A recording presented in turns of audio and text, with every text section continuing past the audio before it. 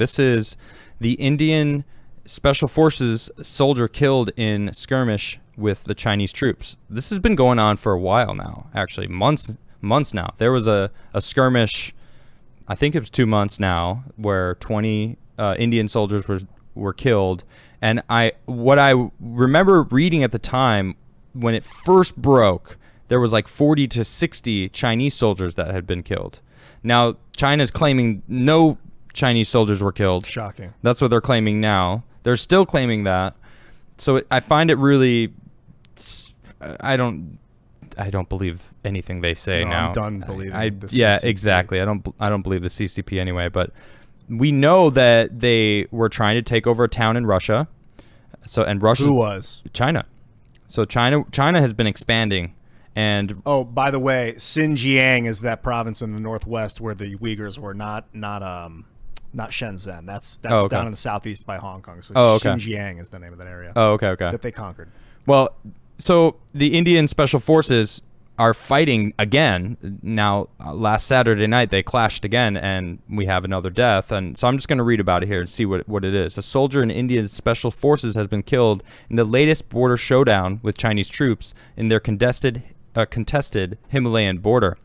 The death is the first reported from 2 incidents in 48 hours in the border, on the border, which has heightened tensions between the giant nations just 2 months after a battle that left at least 20 Indian soldiers dead.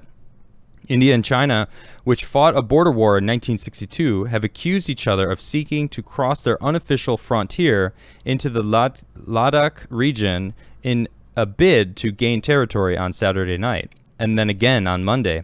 Neither side has announced any casualties, but Namgyal Dolkar Lagyari, a member of the Tibetan parliament in exile, told AFP that an Indian soldier of Tibetan origins was martyred during the clash on Saturday night. She said that another member of the Special Forces, Frontier Force, SFF, that reportedly include many ethnic Tibetans who opposed Chinese claim to their home region, was wounded in the operation. The world's 2 most populous countries have sent tens of thousands of troops to the region since a brutal June 15th battle fought with wooden clubs and fists. Yes, this is what I remember. They were literally fighting with clubs and fists on like cliff sides up in the Himalayan mountains along the border. It was a crazy story when it first was breaking, and I couldn't believe it.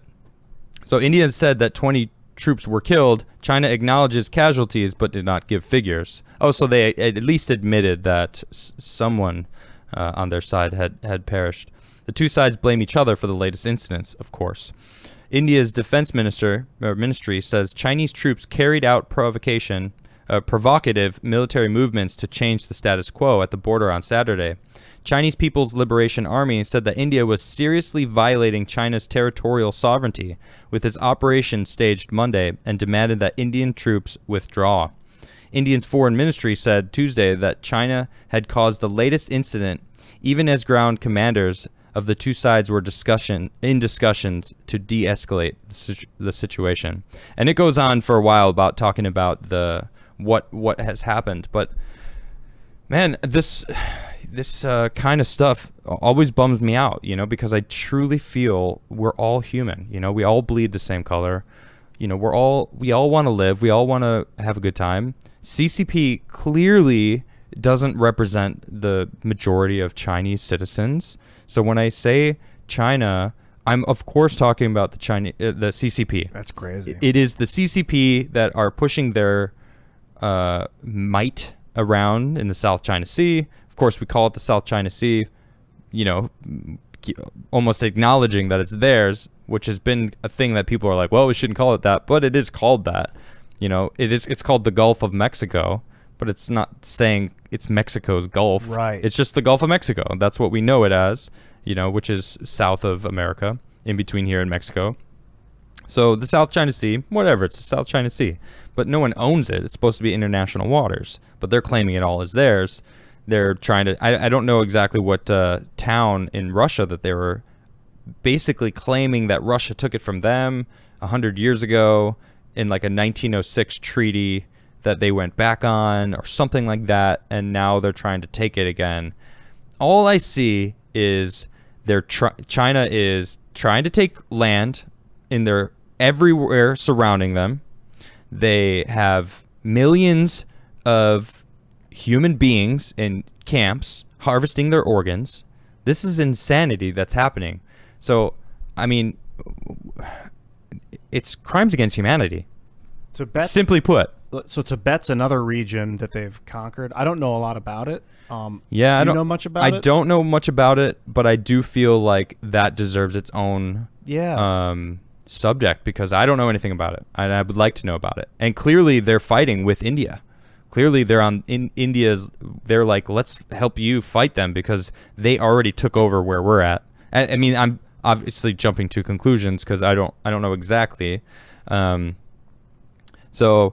Yeah, I mean, that whole thing is it's sad. I don't want anyone to go battle, but when you have these red flags, which is essentially what they are, China is just, and then you look at literally China, they literally have a red flag, and that's what it is. They're taking over. They want to undermine.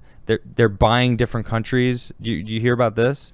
They actually go. Somewhat. Yeah, so they basically give small countries, developing countries, $1 billion. Here's $2 billion. Develop your everything, and then when the bill is due and they can't pay back, China's like, that's fine. We own you now. Yeah, that was the Jack. There's this guy. He was like American. I don't know if he's a CIA operative, and he wrote a book about it. And it was like they call them the jackals. There's like 3 ways to overthrow a country. First, you try and do it financially, and it's through that method. You buy them out, and then you require interest back. They can't pay it. You say, well, now we own you. They say no. Then at some point, you'll go in for an assassination on the leader, and that's the second step. And if they can't get the guy, then they declare armed conflict. That's the third step, and that's, I think, within Iraq it came to the third step because they nationalized their oil, and then they couldn't get Saddam. I see. Yeah, it's a really cool book the guy Interesting. wrote. Yeah, I'll point it out to you later. Yeah, so I mean, we got to be aware of. Tim and I were talking about it for a long time. The Chinese World War III, is it going to be a thing? And it's like, I don't know if it's going to be a thing. What's really going to happen? Because I mean, if the Three Gorges Dam breaks, that's almost a quarter of their population is going to be underwater. A lot of food is grown in the lower elevation underneath where Three Gorges Dam is. So it would wipe out a lot of food. It would cause. I mean, I actually haven't really been paying too much attention to the Three Gorges Dam lately. So I don't know what's going on with it. I know the flooding in China was really bad for a while there. So I'm not exactly sure where it is now. But we got to keep an eye on them because I truly feel like they have ill intent, the CCP, for the world.